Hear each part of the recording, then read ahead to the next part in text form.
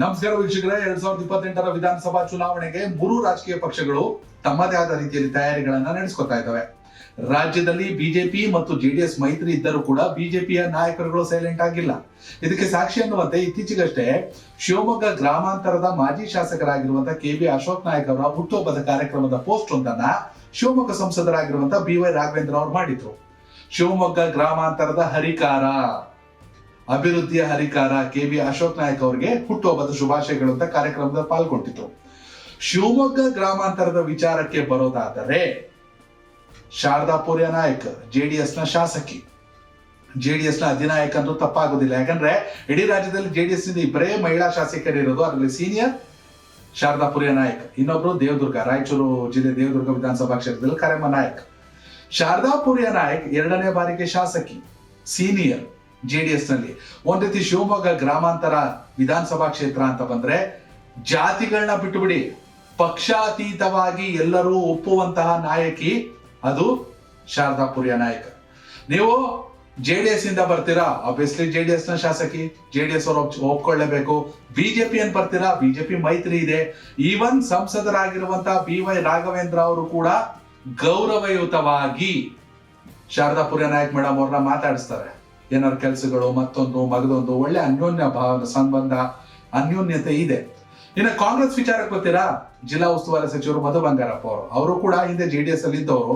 ಶಾರದಾ ಪೂರ್ಯ ನಾಯಕ್ ಅವ್ರ ಬಗ್ಗೆ ಅಕ್ಕನ ರೀತಿಯಲ್ಲಿ ಒಂದು ರೀತಿ ಗೌರವ ಇದೆ. ಇದೆಲ್ಲವನ್ನ ಹೊರತುಪಡಿಸಿದ್ರೆ ಶಾರದಾ ಪೂರ್ಯ ನಾಯಕ್ ಶಿವಮೊಗ್ಗ ಗ್ರಾಮಾಂತರ ಅಂತ ಬಂದಾಗ ಅವರೇ MLA, ಅವರೇ MP, ಅವರೇ ಪ್ರಧಾನಿ, ಅವರೇ ರಾಷ್ಟ್ರಪತಿ, ಅವರೇ ಗವರ್ನರು, ಎಲ್ಲವೂ ಅವರೇ CM, ಅವರೇ ಪ್ರೆಸಿಡೆಂಟ್. ಯಾಕಂದ್ರೆ ಎಲ್ಲರೂ ಒಪ್ಪುವಂತ ನಾಯಕಿ. ಹಂಗಂದ್ಬಿಟ್ಟು ಬಿಜೆಪಿ ಸುಮ್ನೆ ಕೂರಕ್ ಸಾಧ್ಯ ಇಲ್ಲ. ಮೈತ್ರಿ ಇವಾಗಿದೆ, ನಾಳೆ ಏನೋ ಯಾರಿಗೂ ಗೊತ್ತಿಲ್ಲ. ಸಂಸದ ರಾಘವೇಂದ್ರ ಅವರ ನಡೆಯಲ್ಲಿ ಸ್ಪಷ್ಟವಾಗುತ್ತೆ. ಅಶೋಕ್ ನಾಯಕ್ ಅವರು ಕೂಡ ಈ ಕ್ಷೇತ್ರದ ಅಭಿವೃದ್ಧಿಗಾಗಿ ಶ್ರಮಿಸಿದ್ರು. ಹೀಗಾಗಿ ಅಭಿವೃದ್ಧಿ ಹರಿಕಾರ ಅಂತ ಅಲ್ಲಿಗೆ ಬಿಜೆಪಿ ಕೂಡ ತಯಾರಿಯನ್ನು ಮಾಡ್ಕೋತಾ ಇದೆ. ಬಿಜೆಪಿ ಮತ್ತು ಜೆಡಿಎಸ್ ಮೈತ್ರಿ ಇದ್ರೂ ಕೂಡ ಎರಡೂ ಪಕ್ಷಗಳು ತಯಾರಾಯ್ತಿದ್ರೆ ಶಿವಮೊಗ್ಗ ಗ್ರಾಮಾಂತರದ ಕಾಂಗ್ರೆಸ್ ಕತೆ ಏನು? ನಿಜ ಹೇಳ್ಬೇಕು ಅಂದ್ರೆ ಶಿವಮೊಗ್ಗ ಗ್ರಾಮಾಂತರದ ಕಾಂಗ್ರೆಸ್ ಕತೆ ಖರ್ಗೆ ಸೆಂಟಿಮೆಂಟು, ಕಾಂಗ್ರೆಸ್ಗೆ ಪೆಪ್ಪರ್ಮೆಂಟು ಅನ್ನೋ ರೀತಿಯಲ್ಲಿ. ಏನಪ್ಪಾ ಹಂಗೆ ಖರ್ಗೆ ಸೆಂಟಿಮೆಂಟ್ ಏನು ಅಂತೀರಾ? ಕರಿಯಣ್ಣ ಅನ್ನುವಂತ ಶಾಸಕರಿದ್ದರು ಕಾಂಗ್ರೆಸ್ ನಿಂದ. ಮಲ್ಲಿಕಾರ್ಜುನ ಖರ್ಗೆ ಅವರ ಒಡನಾಡಿಯಾಗಿದ್ರು. ಅತ್ಯುತ್ತಮ ಒಡನಾಟ ಇಟ್ಕೊಂಡಿದ್ರು ಕಾಂಗ್ರೆಸ್ ಹೈಕಮಾಂಡ್ ಜೊತೆಗೆ ಮಲ್ಲಿಕಾರ್ಜುನ ಖರ್ಗೆ ಅವರಿಗೆ ಅತ್ಯಾಪ್ತರಾಗಿದ್ರು. ಆ ನಂತರದಲ್ಲಿ ಐ ಥಿಂಕ್ 2013 ಗೊತ್ತೀನಿ, ಅವರು ಲಾಸ್ಟ್ ಚುನಾವಣೆಯನ್ನ ಮಾಡಿದ್ದು, ಸೋಲ್ತಾರೆ ಆ ಚುನಾವಣೆಯಲ್ಲಿ ಕರಿಯಣ್ಣ ಅವರು. ಆ ನಂತರದಲ್ಲಿ 2018, 2023 ಚುನಾವಣೆಯಲ್ಲಿ ಅವ್ರ ಮಗ ಡಾಕ್ಟರ್ ಶ್ರೀನಿವಾಸ್ ಕರಿಯಣ್ಣ ಅವರಿಗೆ ಟಿಕೆಟ್ ಕೊಡ್ತಾರೆ Congress high command, because of Kariyanna ಅವರ ಖರ್ಗೆಯ ಒಡನಾಟ, ಸೆಂಟಿಮೆಂಟು. ಆದ್ರೆ ಕಾಂಗ್ರೆಸ್ಗೆ ಸಿಕ್ಕಿದ್ದು ಪೆಪ್ಪರ್ಮೆಂಟ್ ಅಷ್ಟೇ.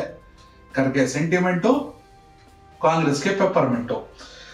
ಒಂದ್ ಕಾಲ ಇತ್ತು. ಈ ಶ್ರೀನಿವಾಸ್ ಕರಿಯಣ್ಣ ಅವ್ರು ಹೆಂಗೆ ಅಂದ್ರೆ ಒಳ್ಳೆ ಡಾಕ್ಟ್ರು, ಮನುಷ್ಯನ ಬಗ್ಗೆ ಒಳ್ಳೆ ಗೌರವ ಇದೆ. ಆದ್ರೆ ನಾನು ಹೇಳ್ತಿರೋದು ಬರೀ ರಾಜಕೀಯವಾಗಿ ಮಾತ್ರ.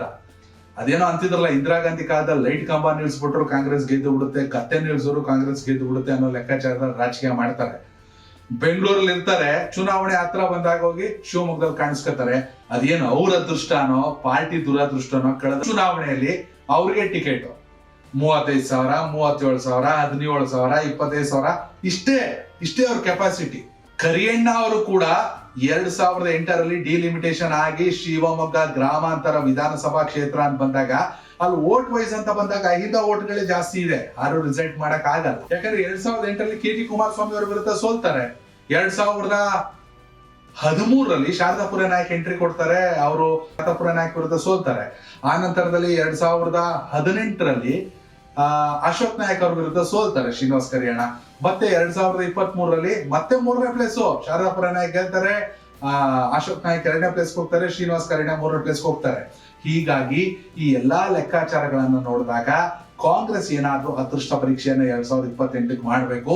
ಅದರ ಜವಾಬ್ದಾರಿಯನ್ನ ಉಸ್ತುವಾರಿ ವಹಿಸಿರುವಂತಹ ಶಿಕ್ಷಣ ಸಚಿವರಾಗಿರುವಂತಹ ಮಧು ಬಂಗಾರಪ್ಪ ವಹಿಸ್ಕೋಬೇಕು. ಅಂದ್ರೆ ಆಪ್ಷನ್ಗಳನ್ನ ನೋಡ್ಲೇಬೇಕು. ಯಾರಂಗಾರ ಆಪ್ಷನ್? ಶ್ರೀನಿವಾಸ್ ಕರಿಯಣ್ಣ ಒಳ್ಳೆ ಅಭ್ಯರ್ಥಿನ ಅಥವಾ ಒಳ್ಳೆ ವ್ಯಕ್ತಿನ ಡಿಸೈಡ್ ಮಾಡಕ್ ನಾನು ಯಾರು ಅಲ್ಲ. 4 ಗೋಡೆ ಮಧ್ಯೆ ನಿಂತ್ಕೊಂಡು ಶ್ರೀನಿವಾಸ್ ಕರಿಯಣ್ಣ ಹಿಂಗೆ, ಶಾರದಾ ಪೂರ್ಯ ನಾಯಕ್ ಹಿಂಗೆ ಅಂತ ಹೇಳಕ್ ಆಗಲ್ಲ. ಆದ್ರೆ ರಾಜಕೀಯದ ರೀತಿ ಮಾಡಿದ್ರೆ ಮಾತ್ರ ರಿಸಲ್ಟ್ ಮಾಡಕ್ ಸಾಧ್ಯ. ಇವತ್ತು ತಂತ್ರ ಬೇಕು, ಪ್ರತಿತಂತ್ರ ಬೇಕು, ಕುತಂತ್ರನೂ ಬೇಕು ರಾಜಕೀಯದಲ್ಲಿ. ಜನ ಬೇಕು, ಗುಣ ಬೇಕು, ಹಣನೂ ಬೇಕು ರಾಜಕೀಯದಲ್ಲಿ. ಇಷ್ಟಾದ್ರೆ ಮಾತ್ರ 2028ಕ್ಕೆ ಶಿವಮೊಗ್ಗ ಗ್ರಾಮಾಂತರದಲ್ಲಿ ಗೆಲುವಿನ ಕನಸನ್ನ ಕಾಣಬಹುದು ಕಾಂಗ್ರೆಸ್. ಮತ್ತೊಬ್ರು ಪಲ್ಲವಿ ಅನ್ಕೋತೀನಿ, ಅವರು ಕೂಡ ನಿಗಮ ಮಂಡಳಿ ಅಧ್ಯಕ್ಷರಾಗಿದ್ದಾರೆ. ಸಮಾಜ ಕಲ್ಯಾಣ ಇಲಾಖೆ ಅಂಡರ್ ಅಲ್ಲಿ ಬರುವಂತ SC/ST ಅಲೆಮಾರಿ ನಿಗಮದ ಅಭಿವೃದ್ಧಿ ನಿಗಮದ ಅಧ್ಯಕ್ಷರಾಗಿದ್ದಾರೆ. ಅವರು ಕೂಡ ತುಂಬಾ ಆಕ್ಟಿವ್ ಆಗಿ ಹೋಗ್ತಿದ್ದಾರೆ. ಇಲ್ಲಿ ಶ್ರೀನಿವಾಸ್ ಕರೇಣನ್ ಕೊಡಬೇಡಿ, ಪಲ್ಲವಿ ಅವ್ರಿಗೆ ಕೊಡಿ, ಅಥವಾ ಪಲ್ಲವಿ ಅವ್ರಿಗೆ ಕೊಡಬೇಡಿ, ಶ್ರೀನಿವಾಸ ಕರೇಣನ್ ಕೊಡಿ ಅನ್ನೋದು ಇದರ ಉದ್ದೇಶ ಅಲ್ಲ. ಈ ವಿಡಿಯೋ ಉದ್ದೇಶ ಒಂದೇ, ಶಿವಮೊಗ್ಗ ಗ್ರಾಮಾಂತರವನ್ನ ಸತತವಾಗಿ ಕಳೆದುಕೊಂಡು ಬರ್ತಿರುವಂತಹ ಕಾಂಗ್ರೆಸ್ ಏನಾದ್ರೂ ಶಿವಮೊಗ್ಗ ಗ್ರಾಮಾಂತರದಲ್ಲಿ ಗೆಲುವಿನ ನಗೆಯನ್ನ ಬೀರಬೇಕು ಅಂದ್ರೆ ಇವಾಗಿಂದಲೇ ವರ್ಕೌಟ್ ಮಾಡಲೇಬೇಕು. ಯಾರು ಬೇಕಾರಾಗಿರ್ಬೋದು ಅಭ್ಯರ್ಥಿ, ಪಕ್ಷ ಅಂತ ನೋಡಿದಾಗ ಕಾಂಗ್ರೆಸ್ ಗೆಲ್ಬೇಕು ಅಂದ್ರೆ ವರ್ಕೌಟ್ ಮಾಡಲೇಬೇಕು. ಇಲ್ಲಾಂದ್ರೆ ಮತ್ತೆ ಕಾಂಗ್ರೆಸ್ಗೆ ಖರ್ಗೆ ಸೆಂಟಿಮೆಂಟು, ಕಾಂಗ್ರೆಸ್ಗೆ ಪೆಪ್ಪರ್ಮೆಂಟು. ಶಿವಮೊಗ್ಗ ಗ್ರಾಮಾಂತರದ ಕಾಂಗ್ರೆಸ್ ಕಾರ್ಯಕರ್ತರು ಕಾಮೆಂಟ್ ಮೂಲಕ ತಿಳಿಸಿ, ಯಾರಿಗೆ ಅವಕಾಶ ಕೊಟ್ಟರೆ ಒಳ್ಳೆಯದು. ಧನ್ಯವಾದಗಳು.